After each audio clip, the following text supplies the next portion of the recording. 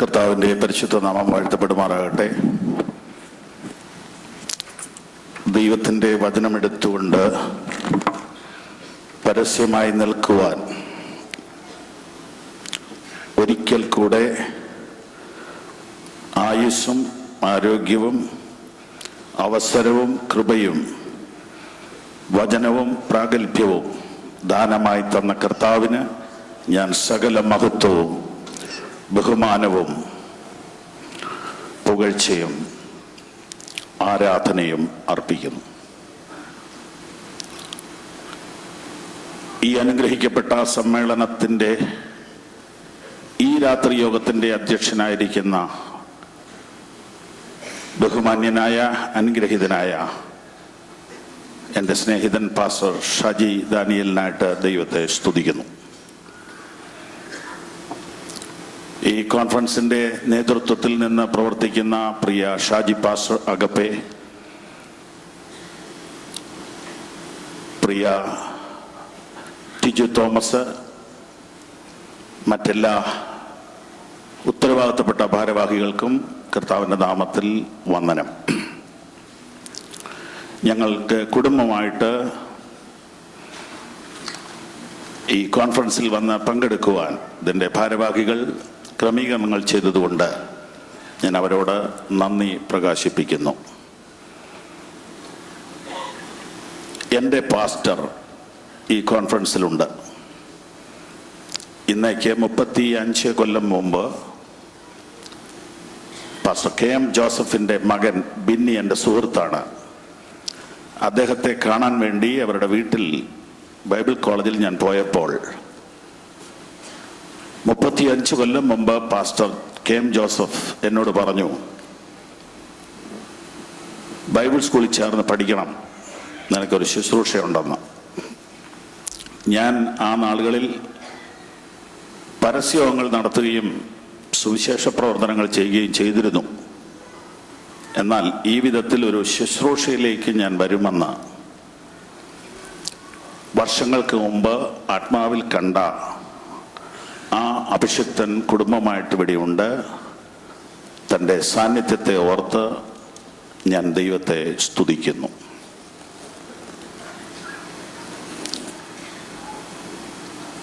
ആദ്യമായിട്ട് അമേരിക്കയിൽ വരുവാൻ എന്നെ ഉത്സാഹിപ്പിച്ചത് പാസ്റ്റർ ജോൺ ദാനിയലാണ്.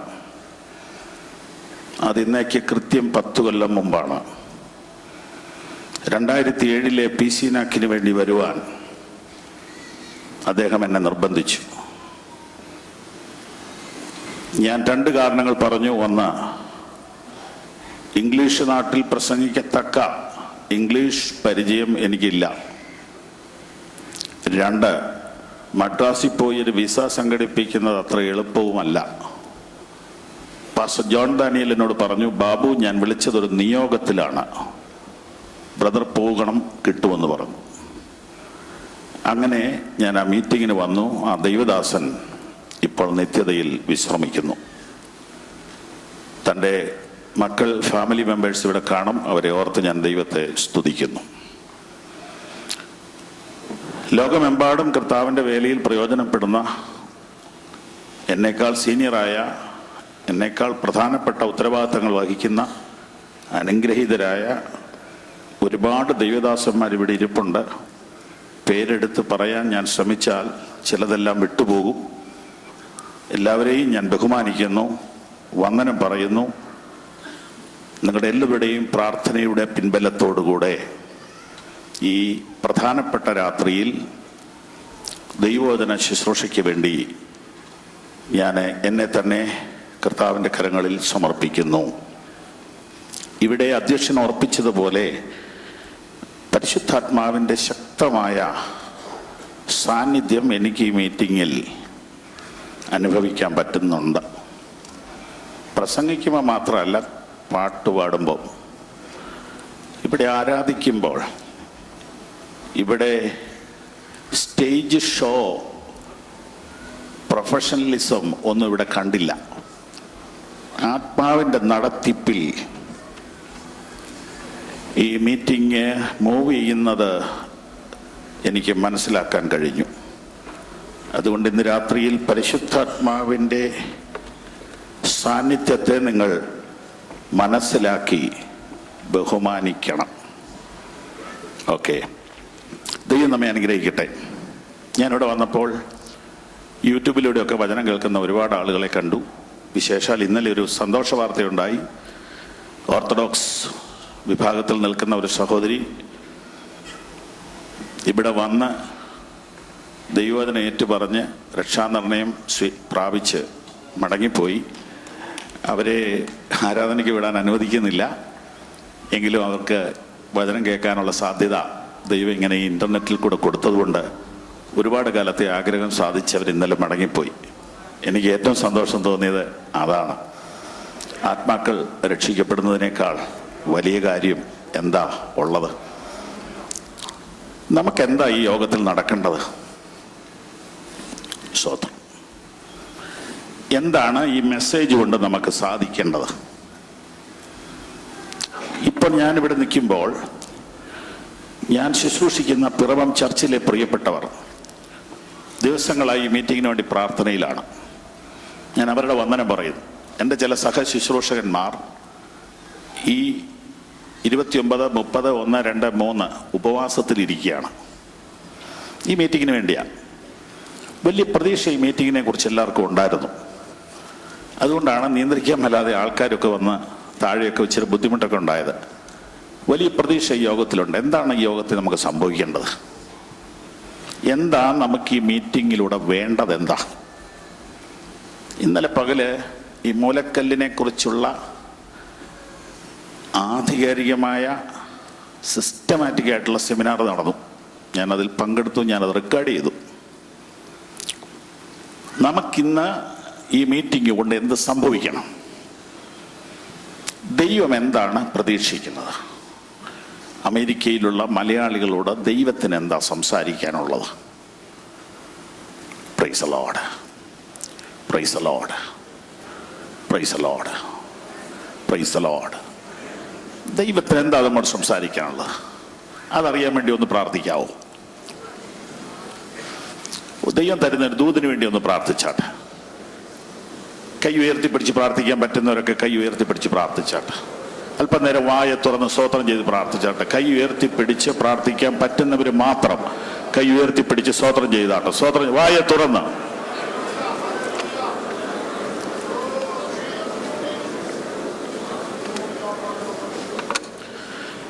പ്രിയ കർത്താവേ, അവിടുത്തെ സാന്നിധ്യം ഞങ്ങൾക്ക് നൽകണമേ. എൻ്റെ ശക്തി ഞങ്ങൾക്ക് നൽകണമേ. എൻ്റെ ആത്മാവിനെ ഞങ്ങളുടെ മേൽ പകരണമേ. ഹല്ലേലൂയ. കൊർന്നല്യോസിന്റെ വീട്ടിൽ വചനം കേട്ടുകൊണ്ടിരുന്നവരുടെ മേൽ ആത്മാവ് വന്നു. പത്രോസ് ഒന്നും ചെയ്തിട്ടില്ല. സുവിശേഷം പറഞ്ഞപ്പോൾ ആത്മാവ് വന്നു. കർത്താവേ, ഇന്ന് അത് ഞങ്ങളുടെ മധ്യത്തിൽ നടക്കണേ. കർത്താവേ, ഒരറ്റം മുതൽ മറ്റേ അറ്റം വരെ ആത്മാവ് ഇറങ്ങി വരണം.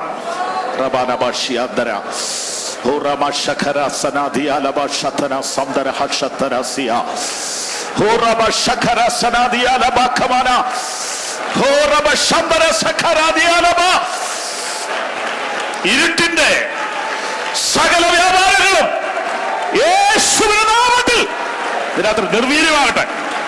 എല്ലാവരുടെ മേൽ ആത്മാവ് വ്യാപരിക്കട്ടെ. വചനം പ്രകാശിക്കട്ടെ. ഈ ഹോളിനകത്ത് ഒരു ശക്തിയേറിയ ആത്മപ്രവാഹം ഇപ്പോൾ വെളിപ്പെട്ടു വരട്ടെ.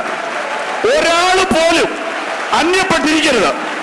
രോഗസൗഖ്യം ഇതിനകത്ത് നടക്കട്ടെ. ദൈവവേലയ്ക്കുള്ള വിളി ലഭിച്ച ചെറുപ്പക്കാർ ഇന്ന് രാത്രി തിരിച്ചറിയട്ടെ. ബന്ധിക്കപ്പെട്ട കുടുംബങ്ങൾ യേശുവിന്റെ നാമത്തിൽ രാത്രി അഴിഞ്ഞുപോട്ടെ.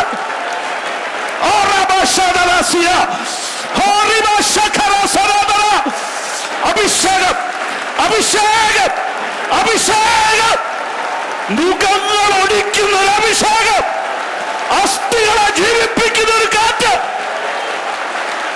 ഓ റബന ബഷിയ, ഓ റബന ശന്തരസിയ.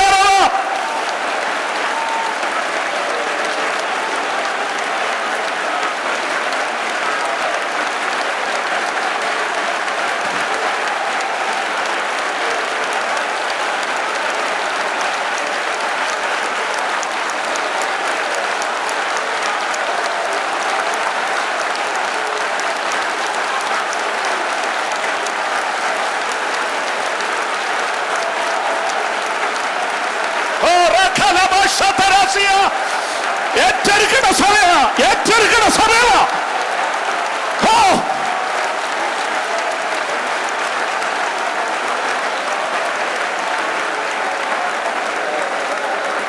നന്ദി പരിശുദ്ധാത്മാവേ, അങ്ങയുടെ സാന്നിധ്യത്തിന് നന്ദി.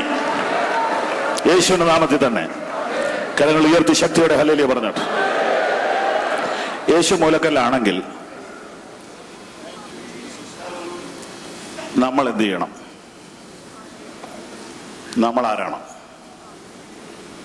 ഇതാണ് ദൈവം എന്നെ ഏൽപ്പിച്ച ദൂത്. അതിനകത്ത് എനിക്കൊരു നടത്തിപ്പെന്ന് പറഞ്ഞൊരു സംഭവം ഉണ്ട്. ഒരു കൊല്ലം മുമ്പ്, അല്ല ഏകദേശം 1.5 കൊല്ലം മുമ്പ് പത്രോസിന്റെ ലേഖനം പഠിക്കാൻ പരിശുദ്ധാത്മാവ് പ്രേരിപ്പിച്ചു.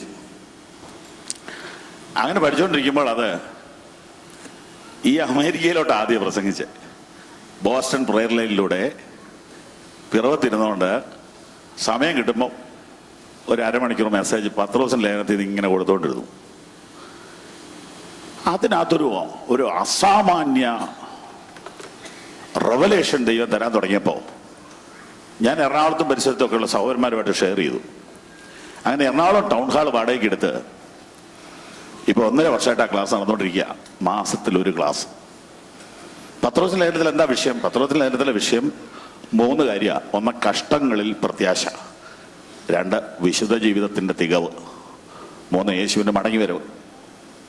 ഈ 3 കാര്യമല്ലുള്ളൂ പ്രധാനമായിട്ട്. ഇത് ഇന്ത്യയോട് പറയണം, ലോകത്തോട് പറയണം, ദൈവാത്മാവ് ഓർപ്പിച്ചു. അങ്ങനെ പറഞ്ഞുകൊണ്ടിരിക്കുക.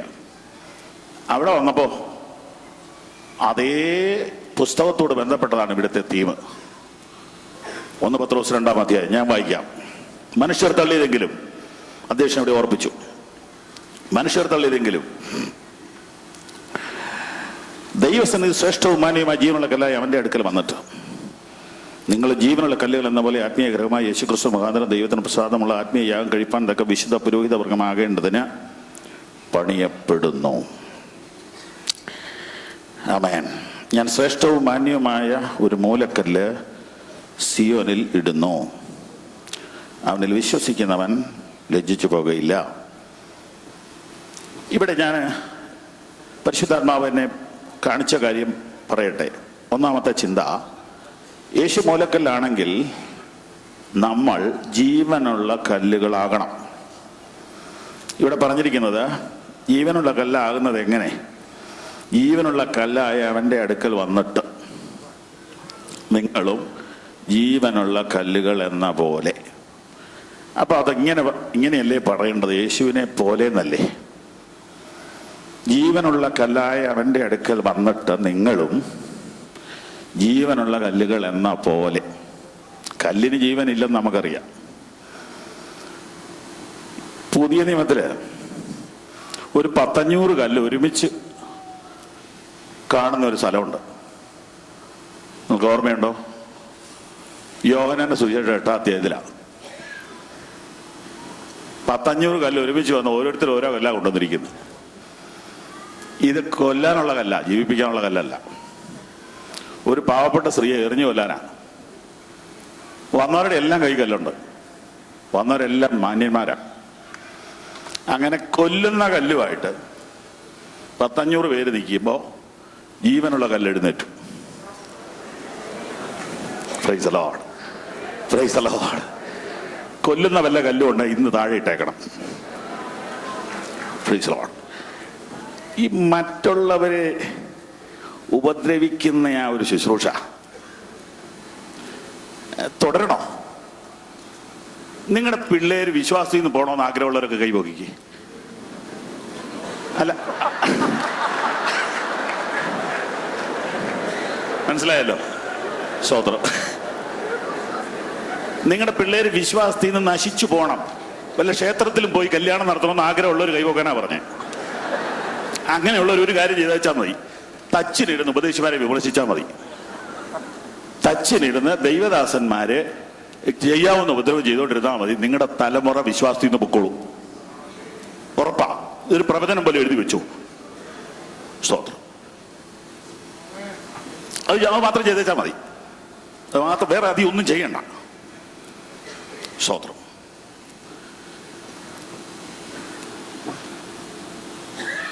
ഒരു പാവപ്പെട്ട സ്ത്രീയെ എറിഞ്ഞു കൊല്ല കല്ലുമായിട്ട് വരിക.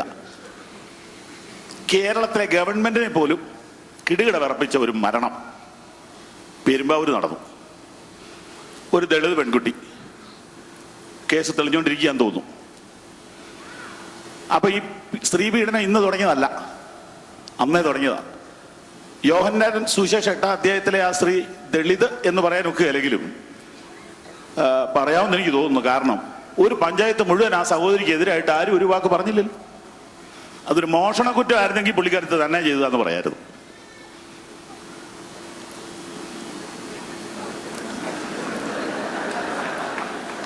ക്ഷമിക്കണം,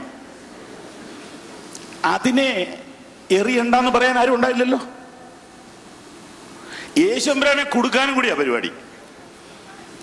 കാരണം യേശുവിന് ഉത്തരം ഇല്ല ഇതിനകത്ത്, അവർക്കറിയാം. നിങ്ങൾ വീട്ടിൽ പോയി വായിക്കണം യോഹന്നാൻ 8:1 മുതൽ, ഒരു ചെറിയ ഹോംവർക്ക്. യേശുവിനെ കൊടുക്കാനാ. എന്താണെന്നറിയാവോ? ഇവിടെ എറിയണ്ടെന്ന് പറഞ്ഞാൽ യേശു ന്യായപ്രമാണത്തെ ലംഘിച്ചു. ഇവിടെ എറിഞ്ഞോളാൻ പറഞ്ഞാൽ പാപിയുടെ രക്ഷകനാണെന്ന് ഇനി പറയാൻ പറ്റൂല. ഇങ്ങനെ ഉത്തരം മുട്ടിക്കാൻ കഴിവുള്ള മിടുക്കന്മാര്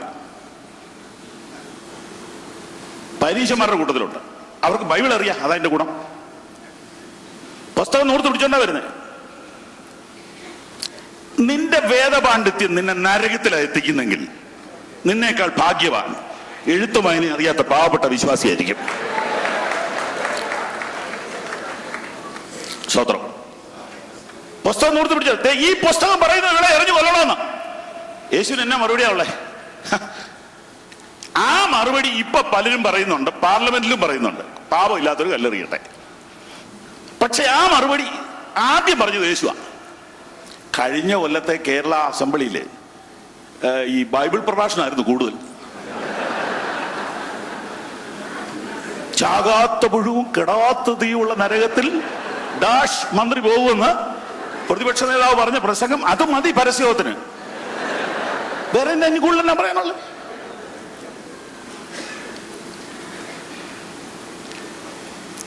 ജീസസ്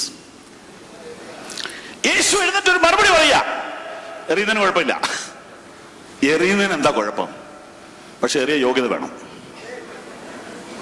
എറിയാൻ യോഗ്യതയുള്ള ആൾ ഒന്നാമത്തെ കല്ലെറിയണം.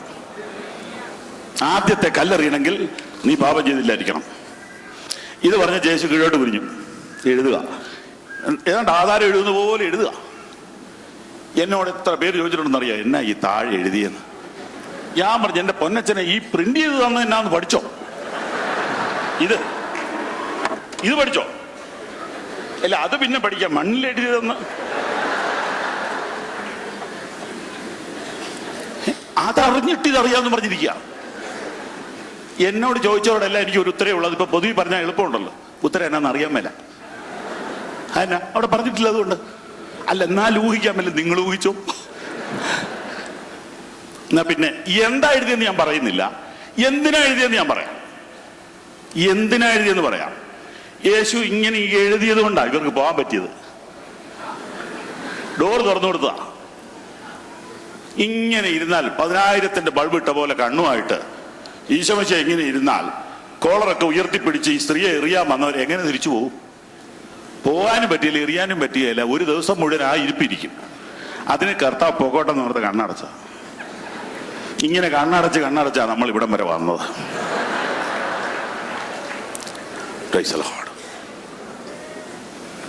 സത്യമല്ലേ? നോർത്ത് നോക്ക്. തമ്പുരാൻ എറിഞ്ഞാൽ ആരുണ്ട് ഇന്ന് രാത്രി ഇവിടെ നേരെ നിൽക്കുന്നത്? നീ അകൃത്യങ്ങളെ ഓർമ്മ വെച്ചാൽ ആർ നിലനിൽക്കും? യഹോവേ, ദൈവം നിന്നോട് കരുണ കാണിച്ചത് കൊണ്ടല്ലേ നീ ഇന്ന് രാത്രി ഇവിടെ വന്നിരിക്കുന്നത്. നിനക്ക് മറ്റൊരുത്തരോട് കരുണ കാണിക്കാൻ ബാധ്യതയില്ലേ? ദൈവം നിന്നോട് ക്ഷമിച്ചത് കൊണ്ടല്ലേ നീ ഇന്ന് രാത്രി ഇവിടെ വന്നിരിക്കുന്നത്. നിനക്ക് ചിലരോട് ക്ഷമിക്കാൻ ബാധ്യതയില്ലേ? കൊല്ലാൻ കൊണ്ടുവന്ന കല്ലുകൾ ജീവനുള്ള കല്ല് എഴുന്നേറ്റപ്പോൾ താഴെ വീണു. ഇന്ന് രാത്രി നിനക്കെതിരെ മരണവാറന്റുമായി വന്ന ചില കല്ലുകൾ യേശുവിന്റെ നാമത്തിൽ ഇന്ന് രാത്രി താഴെ വീഴും. ഇന്ന് രാത്രി മരണത്തിന്റെ കെട്ടഴിച്ച് ജീവന്റെ വ്യാപാരം നിന്റെ ശരീരത്തിൽ തന്ന് നിന്നെ സൗഖ്യമാക്കി വിടും. എന്റെ പ്രിയമുള്ളവരെ, ജീവനുള്ള കല്ലിനെ കുറിച്ച് ഇനി സിംബോസിയം ഒന്നും വേണ്ട. അതിനകത്തുനിന്നൊരു വിടുതൽ ഇന്ന് രാത്രി വെളിപ്പെടണ്ടേ? ഇത് ജീവനുള്ള കല്ലാണ്. നിന്നിലൊക്കെ ആ ജീവൻ ഇന്ന് രാത്രി വ്യാപരിക്കണ്ടേ? രക്തസ്രാവക്കാരുത്തി തൊട്ടപ്പോ വ്യാപരിച്ചു. അവിടെ വന്ന വേറെ ആരിലോട്ടും വ്യാപരിച്ചില്ല, തൊട്ടവരിലേക്ക് വ്യാപരിച്ചു. കോൺഫറൻസിന്റെ ലാസ്റ്റ് നൈറ്റ് ആണ്. ഇതുവരേക്കും ജീവൻ നിന്നിലേക്ക് വ്യാപരിച്ചിട്ടില്ല, ഇന്ന് രാത്രി വ്യാപരിക്കണം. വചനം പറഞ്ഞുകൊണ്ടിരിക്കുമ്പോൾ വിശ്വാസത്തിന്റെ വാതുറന്ന് ഒരാമേൻ പറയണം. വിശ്വാസത്തിന്റെ വാതുറന്ന് ഒരാമേൻ പറയണം. അതിന്റെ ജീവൻ നിന്റെ ശരീരത്തിലോട്ട് ഇന്ന് രാത്രി വ്യാപരിക്കണം. നാളെ സഭകളിൽ ചെന്ന ആളുകൾ സാക്ഷ്യം പറയണം, ഈ മീറ്റിംഗിൽ എനിക്ക് സൗഖ്യമുണ്ടായി, ഈ മീറ്റിംഗിൽ എനിക്ക് വിടുതലുണ്ടായി, ഈ മീറ്റിംഗിൽ എനിക്ക് രൂപാന്തരമുണ്ടായി. Thank you Lord. ഇതാണ് ജീവനുള്ള കല്ല്.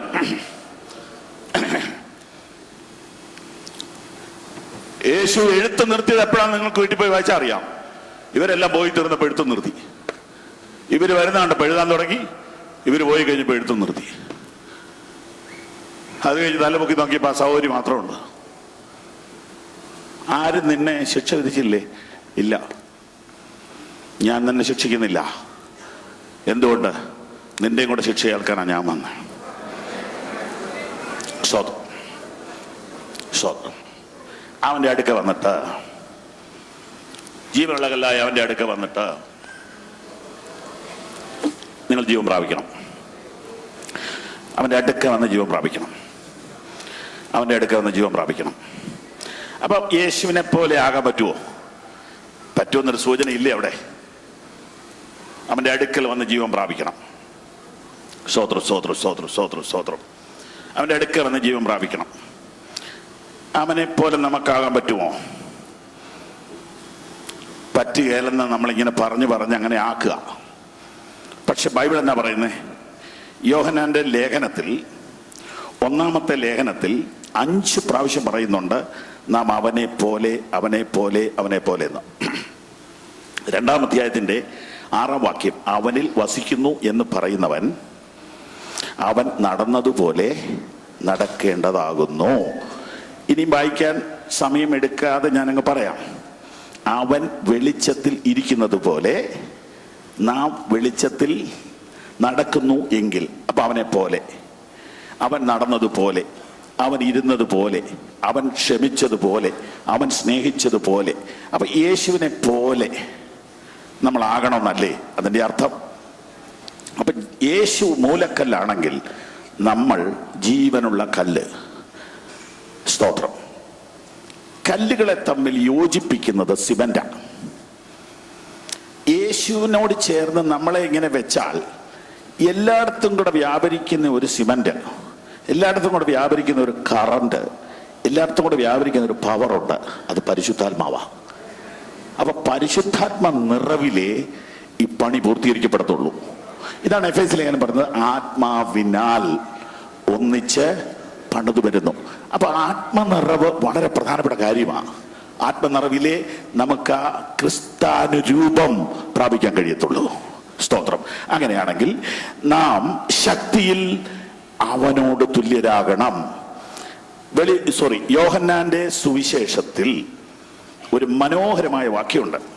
പക്ഷെ നമ്മൾ അധികം അത് വായിക്കാറില്ലെന്ന് എനിക്ക് തോന്നുന്നു. ഞാനൊന്ന് കാണിച്ചു തരാം. അതൊരു സ്വപ്നമായിട്ട് നമ്മുടെ മനസ്സിൽ കിടക്കട്ടെ. ആ വാക്യം ഇങ്ങനെയാണ്. യോഹന്നാന്റെ സുവിശേഷം 14-ാം അധ്യായം. ആമേൻ ആമേൻ ഞാൻ നിങ്ങളോട് പറയുന്നു, ഞാൻ ചെയ്യുന്ന പ്രവൃത്തി എന്നിൽ വിശ്വസിക്കുന്നവനും ചെയ്യും. ഞാൻ പിതാവിന്റെ അടുക്കൽ പോകുന്നത് കൊണ്ട് അതിൽ വലിയതും അവൻ ചെയ്യും. ഒന്നുകൂടെ ഞാൻ വായിക്കുകയാണ്.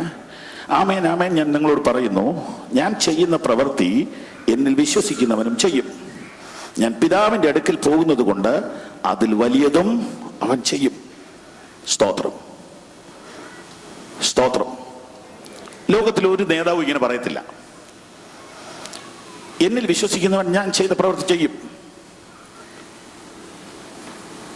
ഒരു ലീഡറും അങ്ങനെ പറയത്തില്ല. എന്നേക്കാൾ ഇച്ചിരി താഴെ എൻ്റെ ശിഷ്യൻ നിൽക്കാവുള്ളതാണ് എല്ലാവരുടെയും ആഗ്രഹം. പക്ഷെ യേശു മാത്രം പറഞ്ഞു, എന്നിൽ വിശ്വസിക്കുന്നവൻ ഞാൻ ചെയ്തത് ചെയ്യും. അടുത്ത വാചകം നമുക്ക് വ്യാഖ്യാനിക്കാൻ ബുദ്ധിമുട്ടുള്ളതാണ്. ഞാൻ പിതാവിന്റെ അടുക്കൽ പോകുന്നതുകൊണ്ട് അതിൽ വലുതും അവൻ ചെയ്യും. അയ്യോ, ഇതെന്തോ ഇത്? ഉത്തരം: പിതാവിന്റെ അടുക്കൽ പോകുന്നത് കൊണ്ട് നമുക്ക് എന്താ കിട്ടുന്നതെന്ന് താഴെ പറയുന്നുണ്ട്.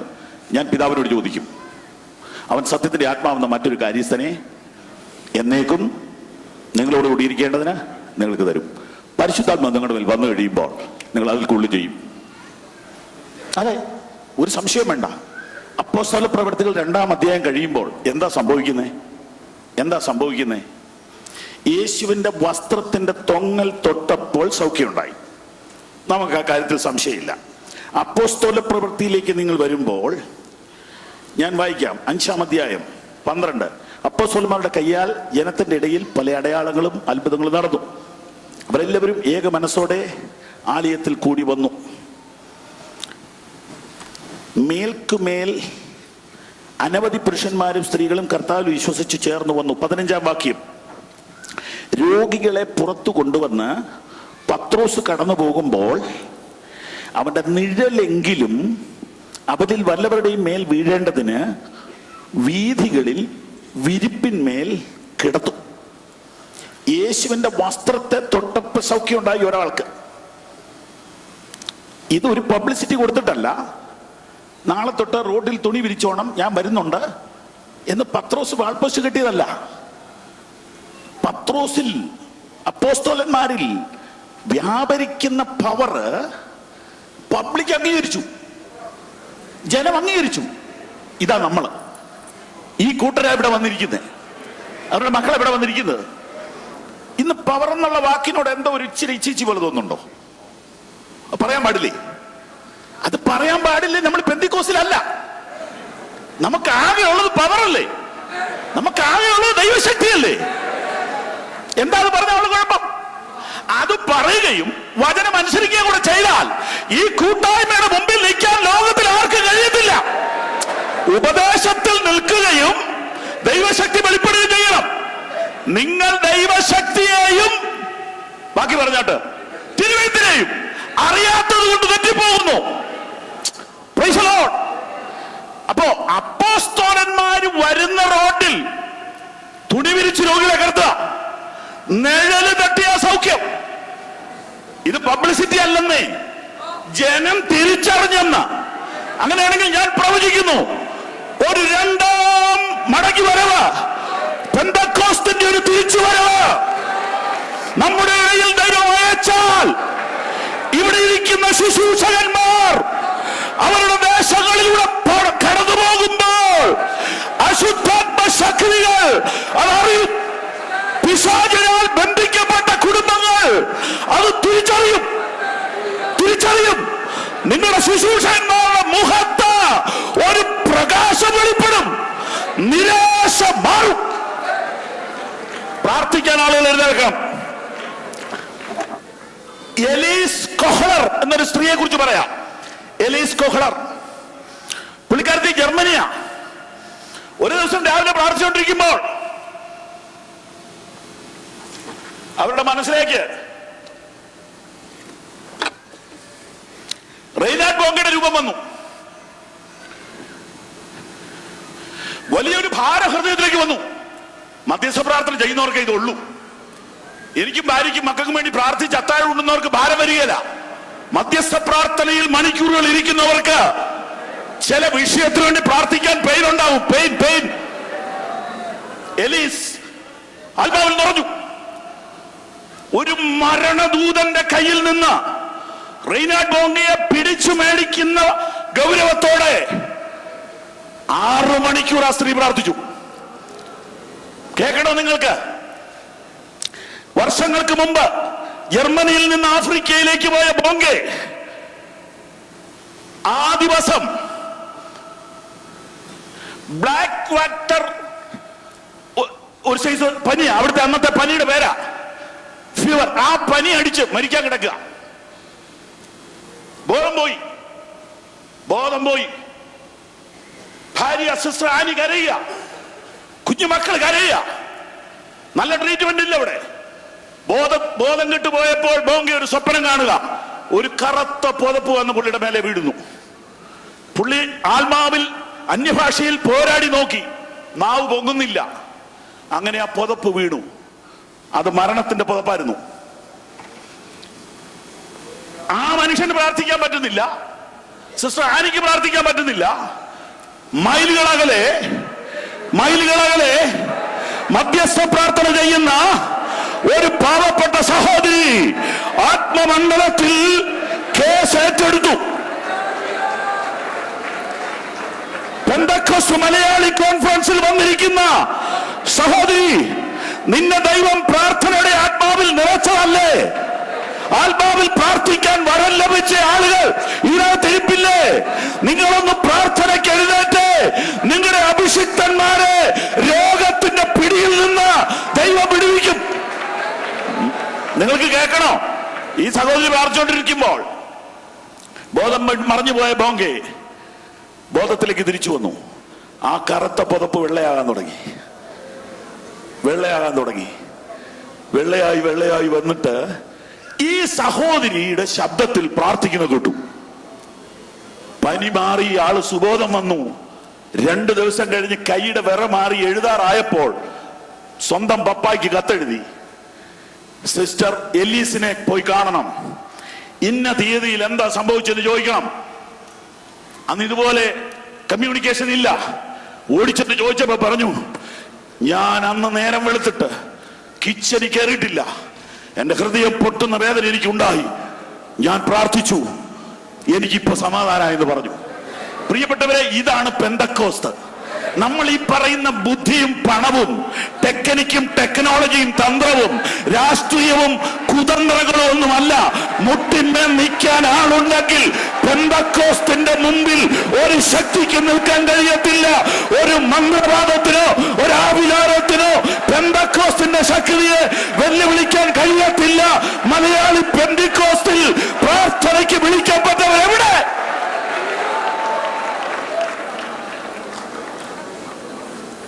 ദൈവശക്തി നമ്മളിൽ നിന്ന് പോയെങ്കിൽ നമുക്ക് തിരിച്ചു പിടിക്കണം. ഏത് വിഷയം വേണേ എടുത്തോ, പക്ഷെ എനിക്കൊന്നേ പറയാനുള്ളൂ, ദൈവശക്തിയിലേക്ക് തിരികെ വരണം. ദൈവശക്തി തിരികെ വരണം. എങ്കിൽ നിന്ന് ശക്തി പുറപ്പെടുന്ന ഒരു ശക്തി ഉണ്ടല്ലേ. Hallelujah, hallelujah. നമ്മുടെ ദൈവദാസന്മാർ പലരും രോഗികളാണ്. ഇവിടെ വരേണ്ട ദൈവദാസൻ ഇപ്പൊ രോഗിയായി കിടക്കുക. പ്രാർത്ഥിക്കാൻ എത്ര പേര് എഴുന്നേൽക്കും? അഭിഷിക്തന്മാർക്ക് വേണ്ടി പൊക്കിപ്പിടിച്ച് പ്രാർത്ഥിക്കാൻ, താങ്ങിപ്പിടിച്ച് പ്രാർത്ഥിക്കാൻ, മധ്യസ്ഥ ചെയ്ത് പ്രാർത്ഥിക്കാൻ, ഉപവസിച്ച് പ്രാർത്ഥിക്കാൻ, കണ്ണുനീരോടെ പ്രാർത്ഥിക്കാൻ ഇതിനകത്തുന്നൊരു തലമുറ എഴുന്നേറ്റേ പറ്റൂ.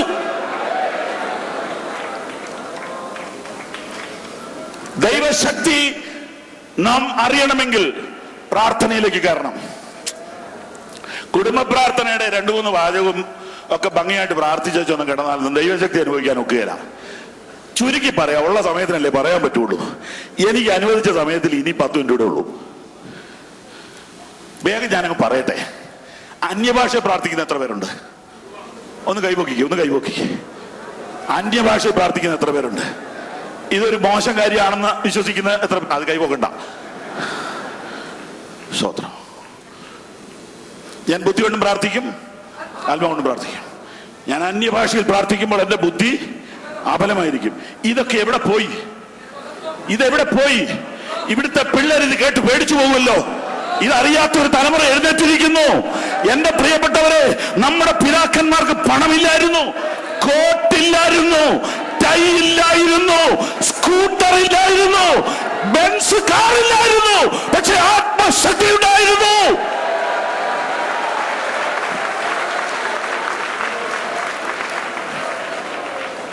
സ്തുതിച്ചു ആരാധിച്ചു ദൈവസന്നിധിയിലിരുന്നോ. അഭിഷേകം വെളിപ്പെടണം. ഇത്രയേ ഉള്ളൂ കാര്യം. ആത്മശക്തി ഒരു തീ പോലെ ഇതിനകത്ത് കത്തണം. താഴത്തെ ഹോളിലും റോഡിലും കയറി വരാൻ പറ്റാതിരിക്കുന്നവരെല്ലാം ഇവിടെ വെച്ചൊരു ആത്മാവിന്റെ തീ വീണിട്ട് മടങ്ങി പോകുമെന്ന് എന്റെ ഉള്ളിൽ പരിശുദ്ധാത്മാവ് പറയുന്നു. ഇവിടെ വന്ന പലരും നിരാശയുടെ കെട്ടുകൾ യേശുവിന്റെ നാമത്തിൽ ഇന്ന് രാത്രി പൊട്ടട്ടെ. മടുപ്പിന്റെ ആത്മാവ്, വിമർശനത്തിന്റെ ആത്മാവ്, പിന്മാറ്റത്തിന്റെ ആത്മാവ്, പിറുപിറുപ്പിന്റെ ആത്മാവ് യേശുവിന്റെ നാമത്തിൽ തടയട്ടെ. shakara ribala shabara vasia oh ribala shakara arajo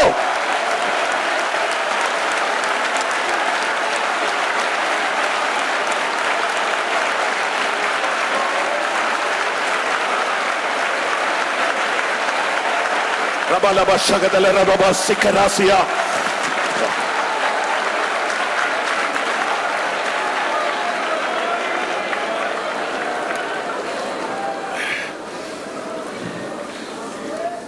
ആമേൻ.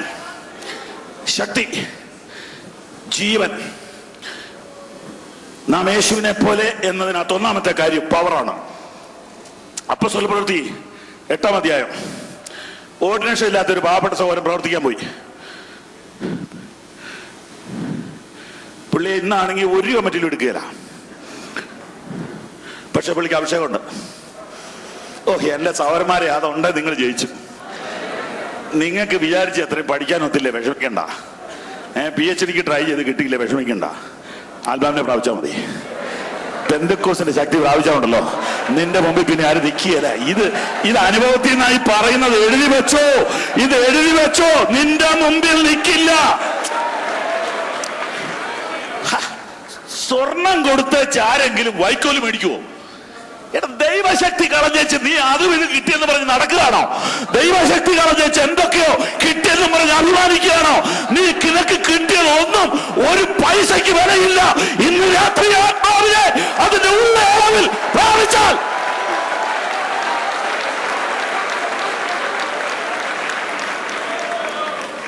ഫിലിപ്പോസ് ശമരിയ പട്ടണത്തിൽ ചെന്ന് ക്രിസ്തുവിനെ പ്രസംഗിച്ചു. ഫിലിപ്പോസ് ചെയ്ത അടയാളങ്ങളെ പുരുഷാനം കേൾക്കുകയും കാണുകയും ചെയ്തപ്പോൾ അവരെല്ലാവരും ശ്രദ്ധിച്ചു.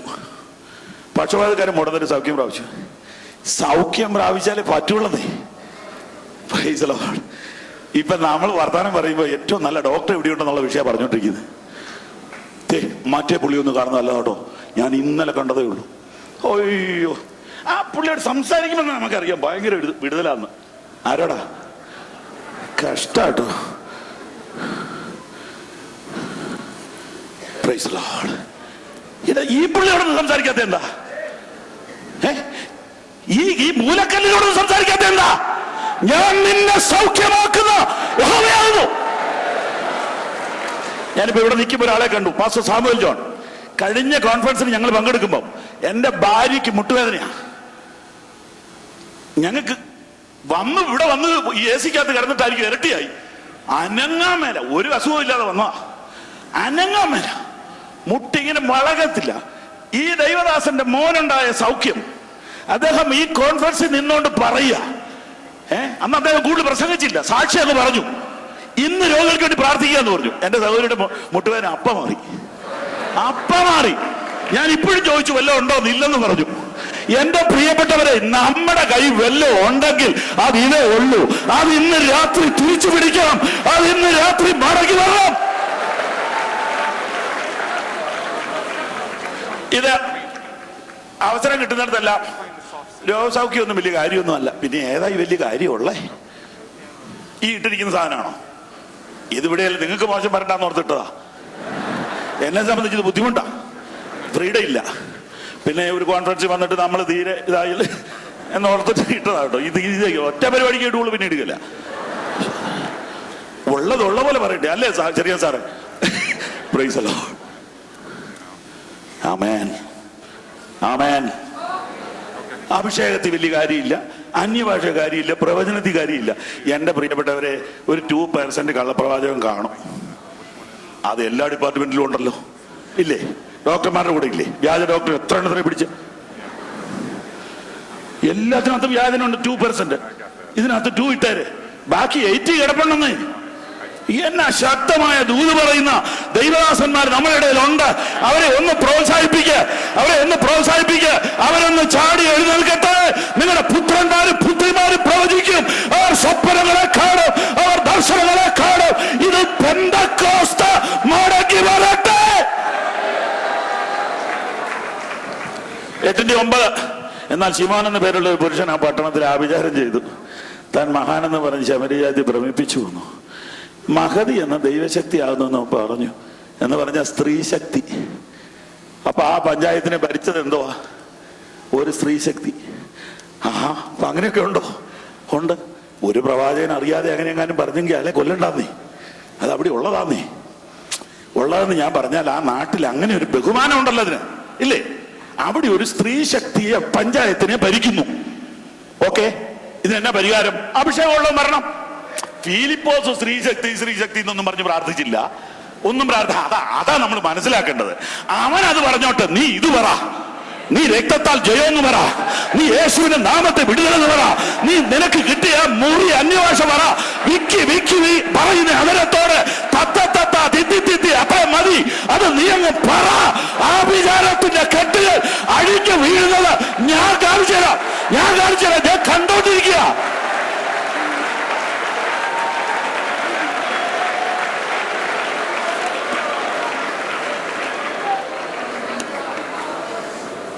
കേട്ടെ സ്ത്രീ ശക്തി.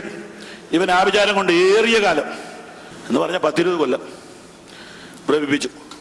എന്നാൽ ദൈവരാജ്യത്തെ യേശുക്രിസ്തുവിന്റെ നാമത്തെ കുറിച്ചുള്ള സുവിശേഷം അറിയിക്കുന്ന ഫിലിപ്പോസിനെ അവർ വിശ്വസിച്ചപ്പോൾ പുരുഷന്മാരും സ്ത്രീകൾ സ്നാനമേറ്റു.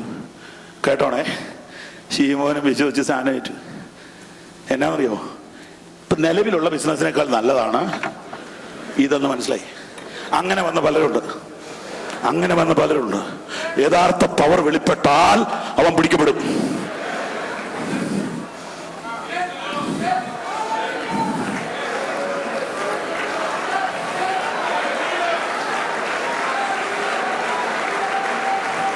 കൊള്ളാം, ഇത് നല്ല ബിസിനസ്സാ, ഇത് കച്ചവടത്തിന് പറ്റിയ സ്ഥലമാ, ഇത് ഷൈൻ ചെയ്യാൻ പറ്റിയ സ്ഥലമാ, ഇത് കാശുണ്ടാക്കാൻ പറ്റില്ല എന്ന് പറഞ്ഞ് കേറിയ കുറച്ച് പുള്ളികളുണ്ട്. ഒരഭിഷേകം ഉള്ള അളവിൽ നമ്മുടെ സഭയിൽ വെളിപ്പെട്ടാൽ ചില ശീമന്മാർ പിടിക്കപ്പെടാൻ പോവുക. ഞാൻ പ്രവചിക്കുന്നു, 2016-17 കാലഘട്ടത്തിൽ ചില വ്യാജന്മാർ സഭയ്ക്ക് പുറത്തു പോകും. ചില വ്യാജന്മാർ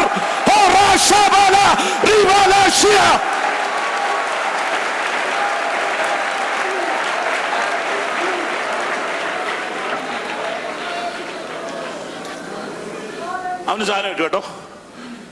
ആദ്യം നമ്മൾ എന്നെ മനസ്സിലാക്കണ്ടേ, അവൻ കിടുങ്ങിപ്പോയി. ഈ പാവപ്പെട്ടവൻ ചുമ്മാ ഗ്ലോറി രക്തം ചെയ്യുന്ന പറഞ്ഞ് നടക്കുമ്പം വിറയ്ക്കുക. നടന്നൊരു സംഭവം പറയണോ? ഒരു ഉപദേശി മഴ നനഞ്ഞ് റോഡ് സൈഡിലുള്ള ഒരു ക്ഷേത്രത്തിന്റെ മുറ്റത്ത് കയറി നിന്നു. മഴയാ, ഇരുട്ടത്താ, 10 മണി കഴിഞ്ഞു. ഇട്ടിവാളിങ്ങനെ മിന്നിയപ്പോ രക്തം ചെയ്യാൻ ഗ്ലോറി. പിന്നെ അന്യഭാഷ പറയാത്രേ. പൂജാരി വീട്ടിൽ നിന്ന് കൊടയായിട്ട് വന്നു. ആരാണോ ഇവിടെ വന്നിരിക്കുന്നത്? ഞാനാണേ. നിനക്ക് എന്നാ വേണ്ടത്? എന്തിനാണ് ഇവിടെ കയറി നിൽക്കുന്നത്? ഞാനൊരു ഉപദേശിയാ, മഴ കാരണം കൊടയില്ല, ടോർച്ചില്ല, പേടിച്ചിട്ട് കയറി നിന്നാണ്. എന്നാ കൊടയും പിടിച്ചോ, ടോർച്ച് പിടിച്ചോ, ഇവിടുന്ന് ഒന്ന് മാറിത്തരാമോ?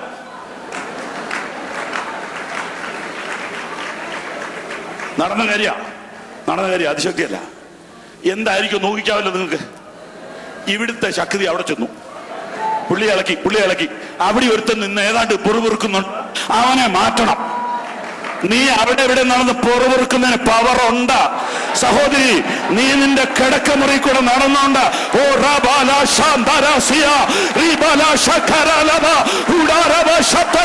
നീ പറയുന്ന അന്യഭാഷയ്ക്ക് ശക്തിയുണ്ട്. ഒന്ന് പറഞ്ഞു നോക്ക്.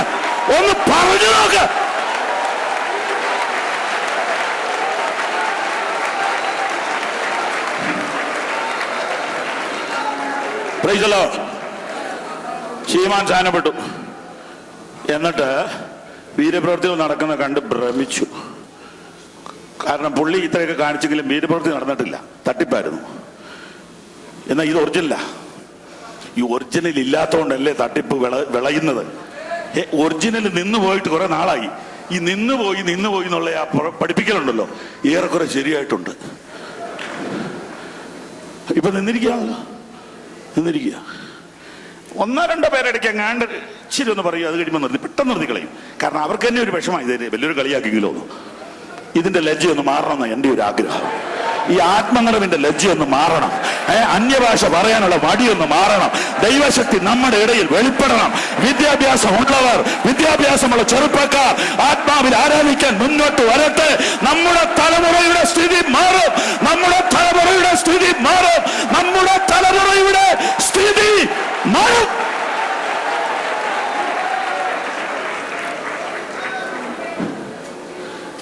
യെരൂശലേമിലെ അപ്പോസ്തലന്മാർ ശബരിയർ വചനം കൈക്കൊണ്ടെന്ന് കേട്ട് പത്രോസിനെ യോഹന്നാനെ അവരുടെ അടുക്കൽ അയച്ച് അവർക്ക് വേണ്ടി പരിശുദ്ധാത്മാവിലേക്ക് പ്രാർത്ഥിച്ചു.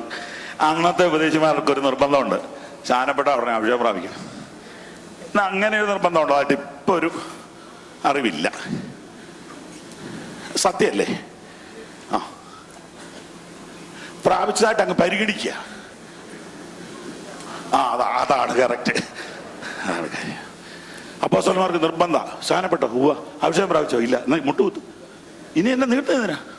അല്ല, അടുത്ത മാസം ഒരു 3 ദിവസം. അല്ലല്ല, ഇപ്പൊ തന്നെ പ്രാർത്ഥിക്കുക. പത്രോസ് വന്ന് കൈവെക്കുന്നു, ആളുകൾ ആത്മാവിൽ നിറയുന്നു. മന്ത്രവാദി കണ്ടു, മന്ത്രവാദി കണ്ണടച്ചിട്ടില്ല, കണ്ണടക്കിയല്ലോ.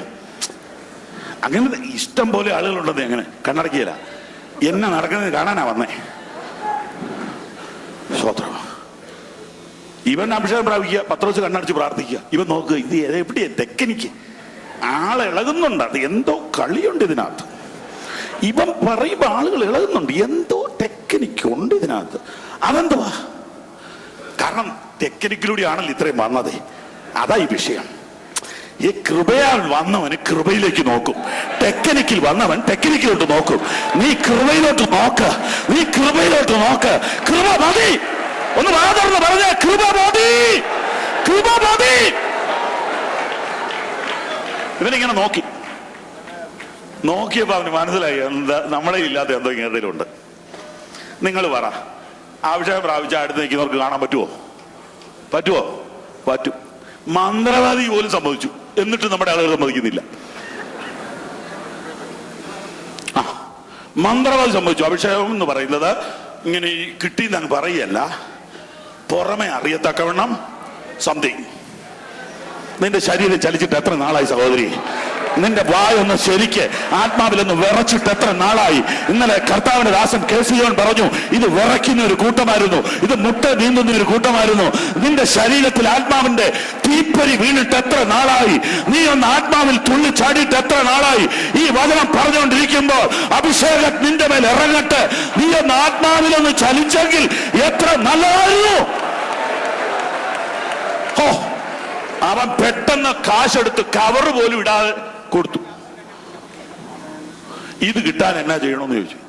ഇത് പിടിച്ചോ, അത് വെറുതെ ഒരു സ്വത്രാഴ്ച എന്നുള്ളതേ ഉള്ളൂ, ഇരുന്നോട്ടെ, സ്വത്രം ഇരുന്നോട്ടെ. വേണ്ട, കാശിന് കിട്ടുന്ന സാധനമുണ്ട്, കാശിന് കിട്ടാത്ത സാധനമുണ്ട്. കേട്ടോ, പ്രസംഗം തീർന്നിട്ടില്ല, പക്ഷെ സമയം തീർന്നു. കേട്ടോണം. കാശിന് കിട്ടും. ഏത്? മെഴ്സിഡസ് കിട്ടും, അഭിഷേകം കിട്ടുകയില്ല. കാശ് കൊടുത്ത് നീ പലതും മേടിച്ചിട്ടുണ്ട്, നീ വില്ലനാ. ഇന്ന് രാത്രി പരിശുദ്ധാത്മാവ് പറയുന്നു, നിന്റെ പണം നിന്നോടുകൂടെ നശിക്കാൻ സാധ്യതയുണ്ട്. കാശുകൊണ്ട് ദൈവസഭയെ വിലയ്ക്ക് മേടിക്കാൻ നോക്കരുത്. കാശുകൊണ്ട് പൊസിഷൻ മേടിക്കരുത്. കാശുകൊണ്ട് കസേര മേടിക്കരുത്. കാശുകൊണ്ട് സഭയെ കീഴടക്കരുത്. നിന്റെ പണം നിന്നോട് കൂടെ നശിക്കും. ഞാൻ പ്രവചിച്ചു പറയുന്നു. കാശുകൊണ്ട് സഭയെ വിലയ്ക്ക് മേടിക്കാൻ നോക്കരുത്. കരകളടിച്ച് എഴുന്നേറ്റ് നിന്ന് ദൈവത്തെ ആരാധിക്ക്. തീ കത്തട്ട്, ദൈവത്തിന്റെ തീ.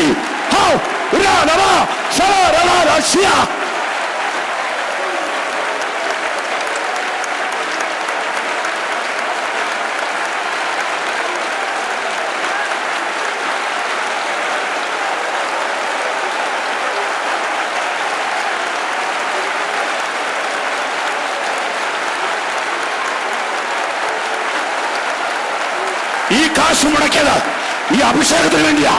ഈ ഓണം വെച്ചത് ഈ തീ കത്താനാ. ഒന്ന് ഏറ്റെടുത്തേ.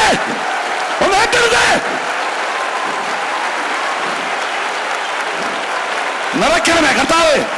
യൗവനക്കാരെ നിറയ്ക്കണമേ, സ്ത്രീകളെ നിറയ്ക്കണമേ, ശുശ്രൂഷന്മാരെ നിറയ്ക്കണമേ. ദൈവത്തിന്റെ തീ.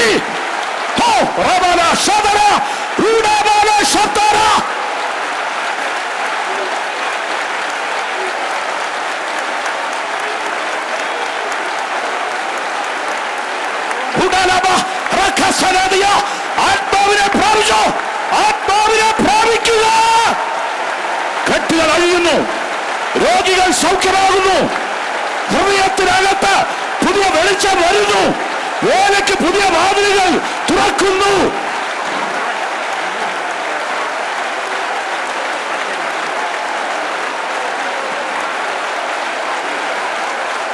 Hallelujah, hallelujah, hallelujah. ഓ ശബര, ഓ റബ ശഖനരസ്, ലിവനലവ ശഖര. ഓ പരിശുദ്ധാത്മാവേ നന്ദി.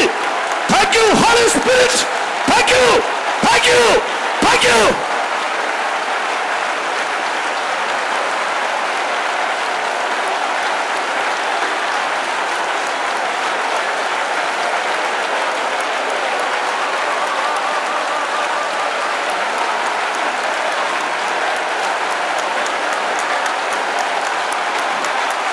പ്രിയ കർത്താവേ, ഞാൻ ഈ ജനത്തെ ഏൽപ്പിക്കുന്നു. ഇന്നൊരടയാളം അവരുടെ മേൽ വീഴട്ടെ. അഗ്നിനാവ് അവരെ തൊടട്ടെ. ചില രോഗബന്ധനങ്ങൾ യേശുവിന്റെ നാമത്തിൽ അഴിയട്ടെ. യഥാർത്ഥ വിശുദ്ധിക്ക് വേണ്ടി, യഥാർത്ഥ വേർപാടിന് വേണ്ടി, യഥാർത്ഥ ഉപദേശത്തിന് വേണ്ടി ഒരു തലമുറ വേർതിരിയട്ടെ, വേർതിരിയട്ടെ യേശുവിന്റെ നാമത്തിൽ. കർത്താവേ, ഇവിടുത്തെ കൊയറിന് വേണ്ടി പ്രാർത്ഥിക്കുന്നു. അവരുടെ നാവിന്മേൽ അഭിഷേകം ഒഴുകട്ടെ. തുടർന്നുള്ള ശുശ്രൂഷയിൽ ദൈവത്തിന് തീ കത്തട്ടെ. യേശുവിന്റെ നാമത്തിൽ.